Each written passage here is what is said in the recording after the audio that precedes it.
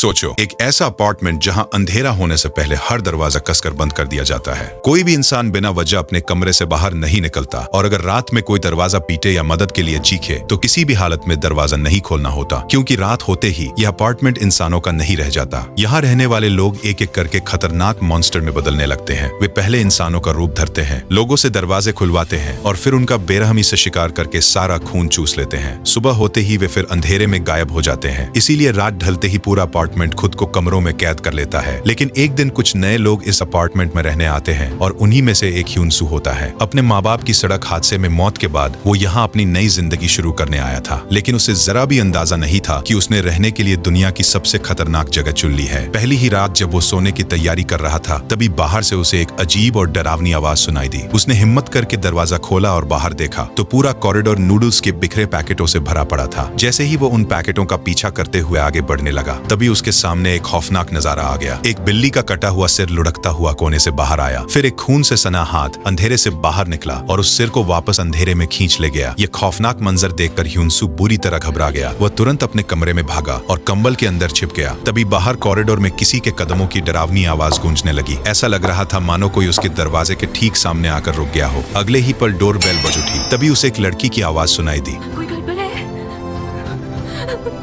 Please मेरी मदद करो। मदद की पुकार सुनकर ह्यूनसू धीरे धीरे दरवाजे की तरफ बढ़ने लगा। कैमरे में उसने देखा कि एक लड़की दरवाजे के बाहर खड़ी थी। वो रोते हुए कह रही थी कि उसकी जान खतरे में है, कोई रहस्यमय चीज उसका पीछा कर रही है। इसलिए वो बार बार दरवाजा खोलने की गुहार लगाने लगी। ह्यूनसू ने पहले उसे शांत रहने को कहा, फिर उसने पुलिस को फोन लगाया, लेकिन फोन में बिल्कुल भी नेटवर्क नहीं था। अब उसके पास दरवाजा खोलने के अलावा कोई और रास्ता नहीं बचा था। लेकिन जैसे ही वह हैंडल की तरफ बढ़ा उसे अचानक कुछ याद आ गया। ह्यूनसू ने लड़की से कहा कि पहले अपने दोनों हाथ दिखाओ। ये सुनते ही लड़की का चेहरा अचानक बदल गया। वो बुरी तरह तिलमिला उठी। अगले ही पल उसकी नाक से खून बहने लगा और फिर वो पागलों की तरह ह्यूनसू के दरवाजे को पीटने लगी। ऐसा लग रहा था कि वो किसी भी पल दरवाजा तोड़ देगी। लेकिन तभी ऊपर से तेज म्यूजिक बजने लगा। आवाज सुनते ही वो रहस्यमय लड़की उसी दिशा में चली गई। उसके जाते ही ह्यूनसू ने एक झाड़ू उठाया और तुरंत बाहर निकल आया। कॉरिडोर के मोड़ पर पहुंचते ही उसकी मुलाकात सैगन नाम के एक आदमी से हुई। उसने उससे फौरन पूछा कि क्या तुमने एक अजीब सी औरत को देखा है? लेकिन सैग कुछ बोल पाता उससे पहले ही ह्यूनसू अचानक बेहोश होकर जमीन पर गिर पड़ा। उधर जीससू अपने कमरे में गाने की प्रैक्टिस कर रही थी। तभी उसे दरवाजे पर दस्तक सुनाई दी। जैसे ही वो दरवाजा खोलने बढ़ी तो सामने उसे एक डरावनी औरत खड़ी दिखाई दी। वो लगातार कुछ बड़बड़ा रही थी और जोर जोर से चीख रही थी। फिर अचानक उसने पूरी ताकत से दरवाजा पीटना शुरू कर दिया। उसके जोरदार हमलों से लोहे के दरवाजे पर गहरे निशान पड़ने लगे। ऐसा लग रहा था कि अब वो किसी भी पल अंदर घुस जाएगी। डर के मारे जीससू ने तुरंत पास रखा बेसबॉल बैट उठा लिया। लेकिन तभी बाहर से आती आवाज अचानक गायब हो गई। लेकिन जैसे ही वो दरवाजे के पास पहुंची तभी अचानक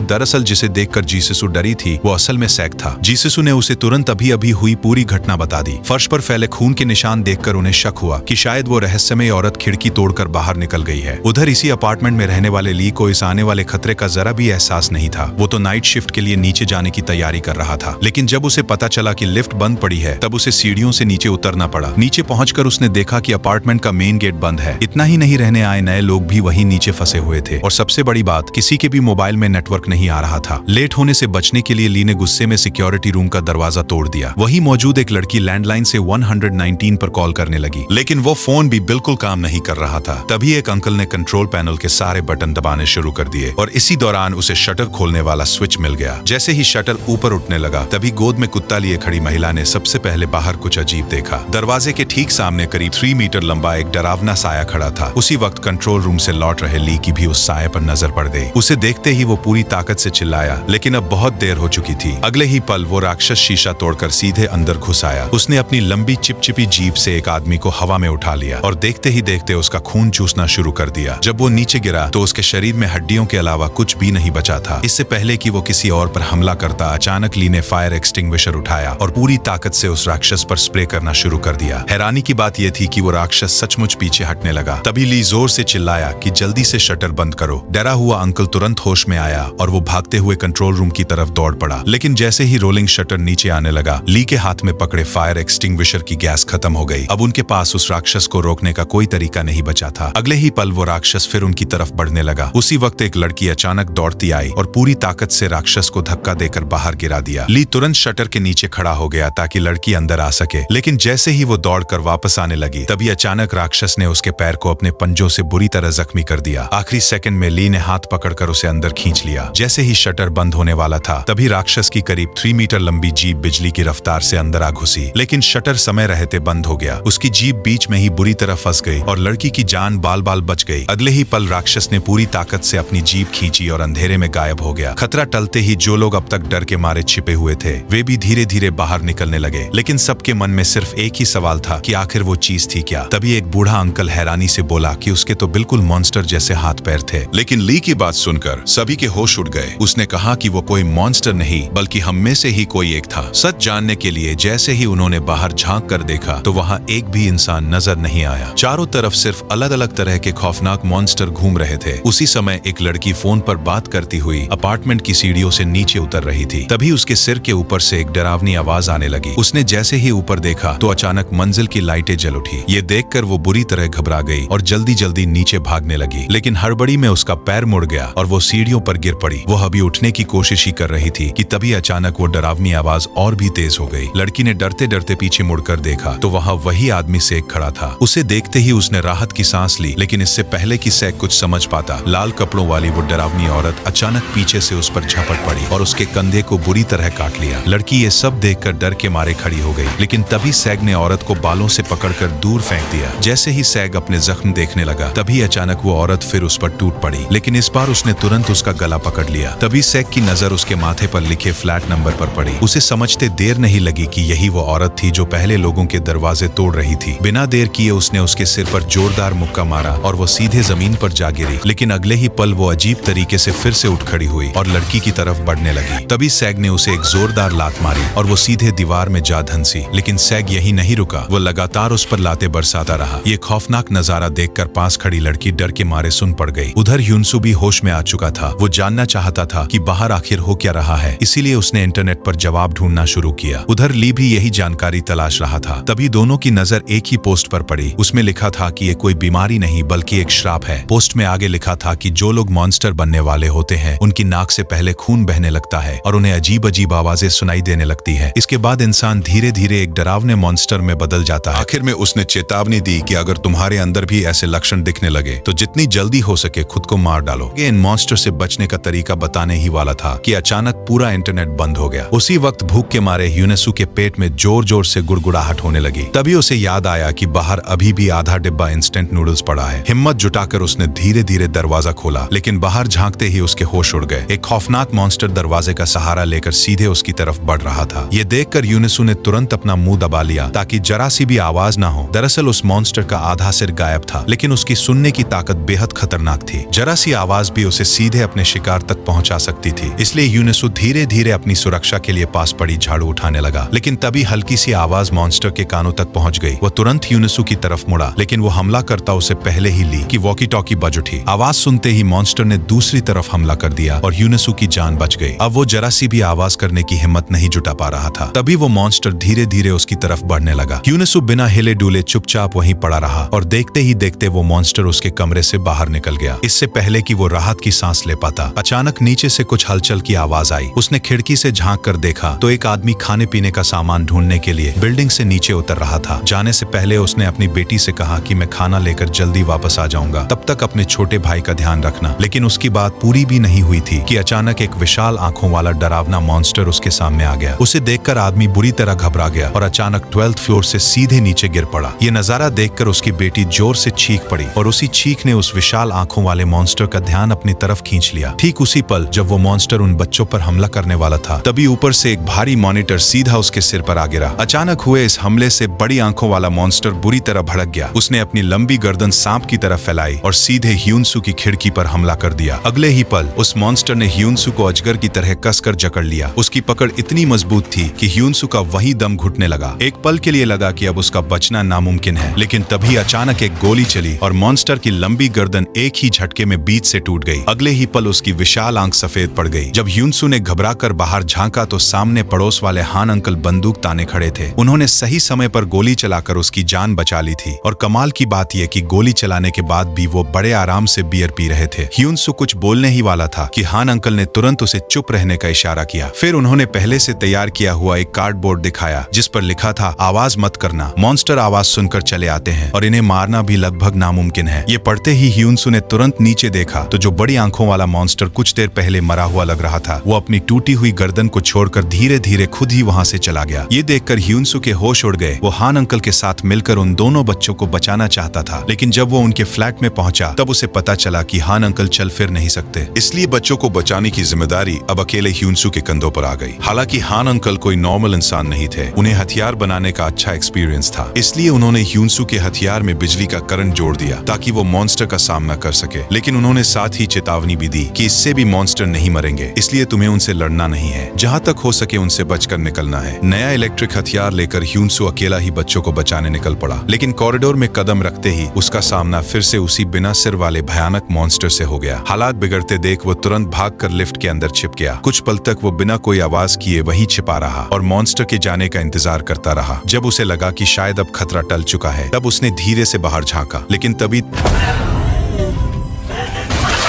दरअसल मक्खी की भनभनाहट ने मॉन्स्टर का ध्यान उसकी ओर खींच लिया था। ह्यूनसू ने इस मौके का पूरा फायदा उठाया। उसने अपना इलेक्ट्रिक चाकू सीधे मॉन्स्टर के शरीर में घूम दिया। 1 लाख वोल्ट का तेज झटका लगते ही मॉन्स्टर का पूरा शरीर शून्य पड़ गया। ह्यूनसू जानता था कि ये मौका दोबारा नहीं मिलेगा, इसलिए वो फौरन वहां से भाग निकला, लेकिन वो ज्यादा दूर नहीं पहुंचा था कि मॉन्स्टर फिर से उसके पीछे आ गया। अगले ही पल उसने अपना लंबा हाथ लहराया और उसके टेंटेकल सीधे ह्यूनसू की तरफ बढ़ने लगे। किस्मत से ये मॉन्स्टर पूरी तरह अंधा था, इसी वजह से उसका हमला एक बार फिर छुप गया। तभी मॉन्स्टर को अपनी तरफ आते देख ह्यूनसू ने तुरंत पास पड़ी 2 बॉल उठाई और उसकी तरफ फेंक दी। आवाज सुनते ही मॉन्स्टर उसी दिशा में मुड़ गया। इसी मौके का फायदा उठाकर ह्यूनसू ने फिर से अपना इलेक्ट्रिक चाकू सीधे उसके शरीर में घूम दिया। इस बार करंट का झटका इतना जबरदस्त था कि मॉन्स्टर कुछ ही पल में सीधे जमीन पर ढेर हो गया। मॉन्स्टर को चकमा देकर ह्यूनसू आखिरकार उन दोनों भाई बहन के फ्लैट तक पहुंच गया। उसने पहले दोनों को शांत कराया, फिर उन्हें अपने साथ सुरक्षित बाहर ले जाने लगा। लेकिन जैसे ही तीनों कमरे से बाहर निकले, तभी अचानक ह्यूनसू के अंदर मौजूद मॉन्स्टर वायरस एक्टिव हो गया। उसकी नाक से तेजी से खून बहने लगा और तभी एहसास हुआ कि मॉन्स्टर से लड़ाई के दौरान वो खुद भी संक्रमित हो चुका था। इसका मतलब था कि वो किसी भी पल मॉन्स्टर बन सकता था। ह्यूनसू का शरीर उसका साथ छोड़ने लगा और उसे ऐसा महसूस हुआ कि अब उसका अंत नजदीक है। तभी एक दरवाजे के जोर से टकराने से वो नीचे गिर पड़ा। अगले ही पल सामने एक बहुत बड़ा मस्कुलर मॉन्स्टर दिखाई दिया, जिसके चेहरे पर एक डरावनी सी मुस्कान थी। वो पूरी ताकत से दीवार को तोड़कर अंदर घुस आया। अंदर आते ही उसकी नजर सीधे उन दोनों बच्चों पर पड़ी और वो उनकी तरफ बढ़ने लगा। जैसे ही उसने अपना हाथ बच्चों की तरफ बढ़ाया, ह्यूनसू ने हिम्मत करके उसका पैर कसकर पकड़ लिया और दोनों भाई बहन से भागने को कहा। बच्चों को भागता देख उस मस्कुलर मॉन्स्टर के चेहरे पर और चौड़ी मुस्कान आ गई। अगले ही पल उसने ह्यूनसू को एक जोरदार लात मारी और फिर गुस्से में उस पर मुक्कों की बरसात शुरू कर दी। वो उसे जान से मार देना चाहता था। ठीक उसी समय ह्यूनसू के साथी वहां पहुंच गए। आते ही हन ने अपनी तलवार से उस मॉन्स्टर पर ताबड़तोड़ वार किए, जिससे वो कुछ ही पलों में जमीन पर ढेर हो गया। उधर जीसू ने मौका देखकर मलबे में फंसे ह्यूनसू को बाहर खींच लिया और दोनों उसे उठाकर एक सुरक्षित कमरे में ले आए। धीरे धीरे ह्यूनसू की काली पड़ चुकी आंखें फिर से नॉर्मल होने लगी। अब किसी को समझ नहीं आ रहा था कि वो पूरी तरह मॉन्स्टर बन चुका है या अभी भी इंसान है। उधर दोनों भाई भागते हुए कॉरिडोर में पहुंच गए, लेकिन तभी उनका सामना फिर से उस अंधे मॉन्स्टर से हो गया। उसे देखते ही छोटा भाई डर के मारे अपनी पैंट में ही पेशाब कर बैठा। तभी उसकी बहन को ह्यूनसू की कही बात याद आई कि वो मॉन्स्टर देख नहीं सकता, सिर्फ आवाज सुनकर हमला करता है। ये याद आते ही लड़की ने तुरंत अपने भाई का मुंह कसकर बंद कर लिया। दोनों ने अपनी सांसें रोक ली और बिल्कुल शांत खड़े हो गए। किस्मत से कुछ देर बाद वो अंधा मॉन्स्टर वहां से चला गया, लेकिन अभी उन्होंने राहत की सांस ली थी कि वो मस्कुलर मॉन्स्टर उनके पीछे आ पहुंचा। डर के मारे दोनों बच्चे जोर से चीख पड़े और उसी चीख की वजह से वो अंधा मॉन्स्टर भी वापस लौट आया। मौका पाकर बहन ने छोटे भाई का हाथ पकड़ा और वहां से भाग निकली। उधर मस्कुलर मॉन्स्टर ने अंधे मॉन्स्टर को दबोच लिया और उस पर मुक्कों की बरसात करके उसे खिड़की से बाहर फेंक दिया और फिर दोबारा बच्चों के पीछे दौड़ पड़ा। दोनों बच्चे ज्यादा दूर नहीं जा पाए थे कि मस्कुलर मॉन्स्टर ने उन्हें फिर से घेर लिया। डर के मारे दोनों ने अपनी आंखें बंद कर ली, क्योंकि उन्हें लगा कि अब उनका बचना नामुमकिन है। लेकिन तभी एक औरत बेबी स्ट्रॉलर को धकेलते हुए अपने कमरे से बाहर निकली। वह उस मॉन्स्टर को ऐसे देख रही थी मानो उसे अच्छी तरह जानती हो। उसने कहा, तरस खाओ इन नन्हे बच्चों पर, छोड़ दो इन्हें प्लीज। लेकिन उस मॉन्स्टर ने मुस्कुराते हुए जमीन पर गिरते अपने ही बच्चे को पैरों तले कुचल डाला। वह बेबस मां चीखती रह गई, लेकिन अपने बच्चे को बचा नहीं पाई और अगले ही पल उस मॉन्स्टर ने एक ही मुक्के में उसे भी गिरा दिया। ठीक उसी वक्त हन और उसके साथी वहां पहुंच गए, लेकिन तब तक बहुत देर हो चुकी थी। वह मस्कुलर मॉन्स्टर उनके सामने खड़ा था। वे कुछ कर पाते उससे पहले ही जमीन पर पड़ी वो औरत उस मॉन्स्टर के संपर्क में आने से म्यूटेट होने लगी। अगले ही पल वह खुद मस्कुलर मॉन्स्टर पर टूट पड़ी। सभी को एहसास हुआ कि वह भी संक्रमित हो चुकी थी। उसकी उसकी आंखें पूरी तरह काली हो चुकी थी, फिर भी उसके अंदर की मां उन बच्चों को बचाने के लिए लड़ रही थी। इसी बीच हन आगे आया और उसने उस मस्कुलर मॉन्स्टर को उकसाना शुरू कर दिया। तो बस फूला हुआ गुब्बारा है। उसकी बातें सुनकर उस मॉन्स्टर का गुस्सा 7वें आसमान पर पहुंच गया और वह तेजी से हन के पीछे भागने लगा। उधर यूनसू दोनों बच्चों को सुरक्षित हन अंकल के फ्लैट तक ले आया और हन जानबूझकर उस मॉन्स्टर को पूरे कॉरिडोर में दौड़ाता रहा ताकि उसका ध्यान बच्चों से भटका रहे। उसी समय जीसू जमीन पर पड़ी उस संक्रमित औरत के पास पहुंची। हालात को भांपते हुए उसने अपना बेसबॉल बैट उठा लिया। उसे लगा कि अब इस खतरे को खत्म करना ही होगा, लेकिन अगले ही पल उस औरत को होश आ गया और उसकी आंखें सामान्य हो गईं। यह देखकर जीसू ने राहत की सांस ली और दोनों तुरंत हन अंकल के फ्लैट की तरफ निकल पड़े। उधर हन लगातार उस मॉन्स्टर से बचकर भाग रहा था, लेकिन भागते भागते वह कॉरिडोर के आखिरी कोने में फंस गया। पीछे हटने का कोई रास्ता नहीं था। उसने अपनी तलवार कसकर पकड़ ली। जैसे ही मॉन्स्टर उसके करीब पहुंचा, किसी तरह वो खतरा कुछ पलों के लिए टल गया। इसके बाद सभी लोग हान अंकल के फ्लैट में इकट्ठा हो गए। काफी लंबे समय के बाद उन्हें चैन की कुछ पल मिले। सबने साथ बैठकर खाना खाया और मदद का इंतजार करने लगे, लेकिन ये सुकून ज्यादा दिन नहीं टिका। अगली सुबह अपार्टमेंट पर एक नई मुसीबत आ गई। एक औरत ने सबकी नजरों से छुपकर मेन गेट का शटर खोल दिया था। जैसे ही वो बाहर निकलने लगी, लोगों ने उसे पकड़ लिया। रोते हुए उसने मोबाइल की लोकेशन दिखाकर बताया कि उसकी छोटी बेटी भागते हुए इसी तरफ आ रही है और वो उसे अकेला नहीं छोड़ सकती। लेकिन बाकी लोग जानते थे कि शटर खुला तो पूरे अपार्टमेंट की जान खतरे में पड़ जाएगी। इसी खींचतान के बीच वो लड़की दौड़ती हुई वहां आ पहुंची। वो शटर के पास पहुंच ही रही थी कि लड़खड़ाकर गिर पड़ी। ली उसकी मदद करने की सोच ही रहा था कि एक सैनिक अपनी जान पर खेलकर उसकी तरफ दौड़ा, लेकिन इससे पहले कि वो बच्ची तक पहुंचता, अंधेरे में छिपे जीव वाले मॉन्स्टर ने दोनों के सीने को चीर डाला। यह खौफनाक मंजर देख सबकी चीख निकल गई। उस बच्ची की मां दर्द से टूट गई। तभी ली ने उसे पीछे खींचा और रास्ते में एक भारी अलमारी अड़ा दी, लेकिन मॉन्स्टर की लंबी जीभ उस अलमारी को भी चीर कर अंदर घुस आई। डर के मारे सब सुन पड़ गए। गनीमत यह रही कि कुछ देर बाद मॉन्स्टर खुद ही पीछे हट गया। अपनी बेटी को खोने के बाद वो माँ अपना मानसिक संतुलन खो बैठी और गुस्से में सारा इल्जाम ली पर डाल दिया। ये भूल कर कि अगर ली ने समय पर कदम न उठाया होता तो कोई भी जिंदा नहीं बचता। उधर 8वीं मंजिल पर मौजूद यूनसू और उसके दोस्तों ने फैसला किया कि वे पहली मंजिल पर जाकर स्थिति का जायजा लेंगे। हान अंकल ने उनके हथियारों को और मजबूत कर दिया। वे सावधानी से सीढ़ियों की तरफ बढ़ रहे थे कि रास्ते में एक आदमी की लाश मिली, जिससे साफ था कि मॉन्स्टर आसपास ही है। जैसे ही यूनसू मुड़ा, अंधेरे में छिपे एक मॉन्स्टर ने उस पर हमला कर दिया।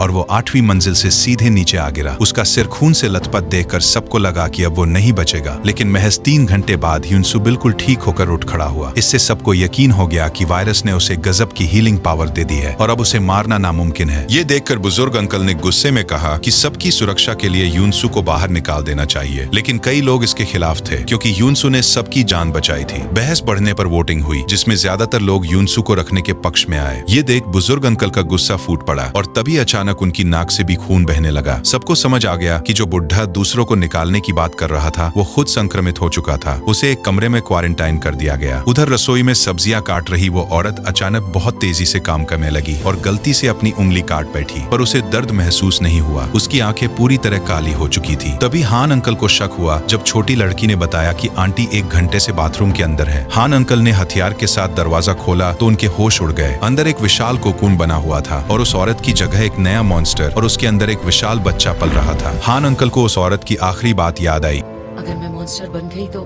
मुझे मार डालना। और उनके हाथ कांप गए और वे गोली नहीं चला पाए क्योंकि वे जानते थे कि उसके दिल में इंसानियत अभी भी बाकी थी। उन्होंने चुपचाप दरवाजा बंद कर दिया और बच्चों से झूठ बोल दिया कि आंटी जा चुकी हैं। रात बीती और अगली सुबह ली ने यूनसू को बुलाया और कहा, तुम्हें अब हमारे लिए बहुत सारे खतरनाक काम करने पड़ेंगे।